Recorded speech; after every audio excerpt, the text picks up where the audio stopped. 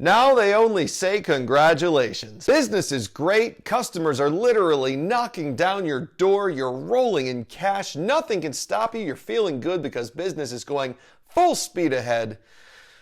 But what do you do when it slows down?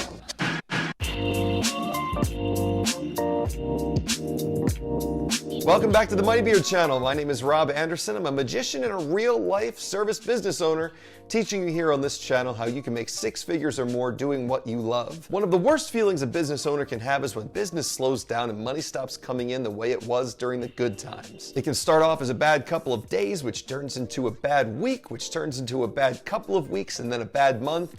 And then this goes on and the stress builds up because you're used to making a certain amount of money. And suddenly it's not there anymore. And this can make you feel very uncertain about the future, and it can be scary. So let's talk about what you can do when this happens. And I have 6 points to talk about here. They're not in any particular order because they're all important.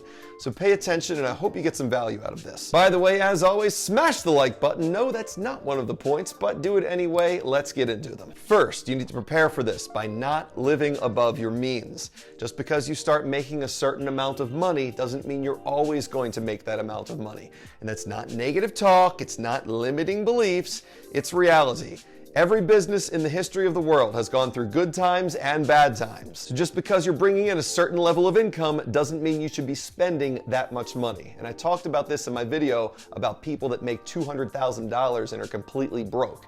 Just because you're bringing in 200K doesn't mean you have to live on it. If you're making 200K but you're living comfortably on 75 while saving the rest, you can afford for your income to take a pretty big hit without it affecting your lifestyle. The problem comes in when you're making a certain amount of money and then you're living on that amount of money or more, and then a drop in income causes you to lose your car, lose your house, and it just financially destroys you. The best safeguard against this and the best way to prepare for slow business times is to live on less money than you usually make. Second, minimize the risk of this happening by diversifying your income streams. And I just talked about this in my last video, where if you're earning all of your income from a single source, that creates a single point of failure. If that income stream somehow gets reduced or cut off, it can have a severe impact on your finances. And I won't go too far into this because I just talked about this at length in my last video about how I've lined up, I think, 10 or more separate income streams just for this year. So if something happens to one of those, it won't completely destroy my finances or my quality of life. If business does slow down, the good news is that you're going to have a lot of extra time on your hands.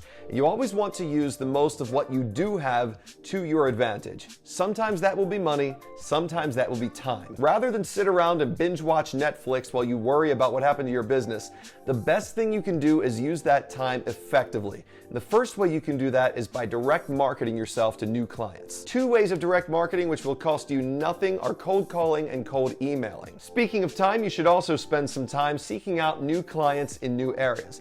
Think to yourself, do you have a certain type of client that you're usually getting from a certain type of lead source or a certain area?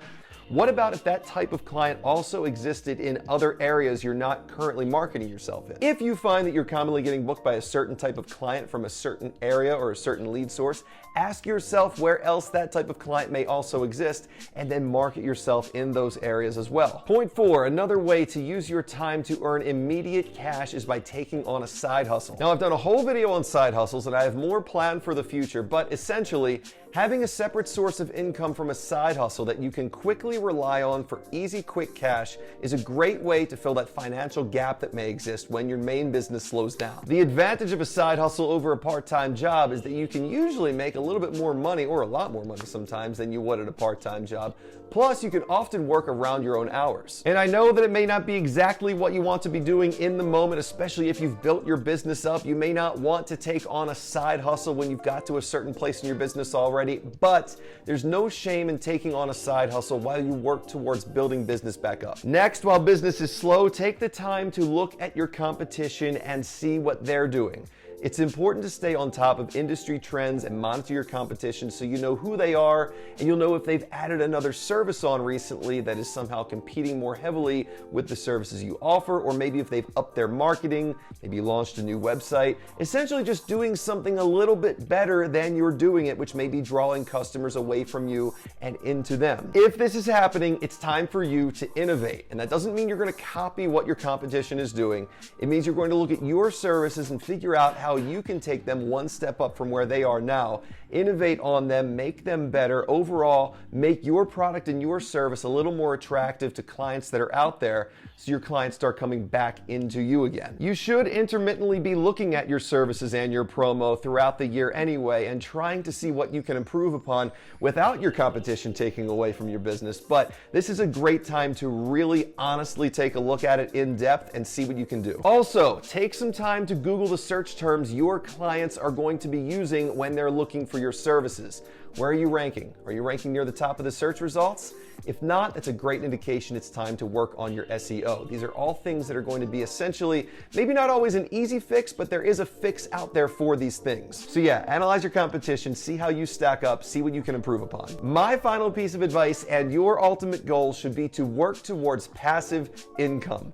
When you have enough passive income coming in, it won't matter how slow business gets, because you'll have income streams that are being generated while you literally sleep. These are guaranteed revenue sources that are always earning you money 24 hours a day. This is what they call mailbox money. It's literally, you can go out to the mailbox, hey, I got some money, going back in the house. There, your work's done for the day.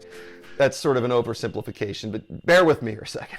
Some sources of passive income are going to include things such as rental property income, dividend stocks, YouTube and blog ad revenue, vending machines. There are tons of others. The more you work towards building these types of revenue streams, the less you'll have to work eventually at all. And if you can lower your expenses down enough to invest heavily in building up those passive revenue streams, eventually there will be a point when your passive revenue overtakes your expenses, at which point you can consider yourself retired. Doesn't that sound great? Early retirement. In fact, there's a whole group of people out there who have taken steps to become financially independent and retiring early. It's a movement called FIRE, which we're going to cover in a future video.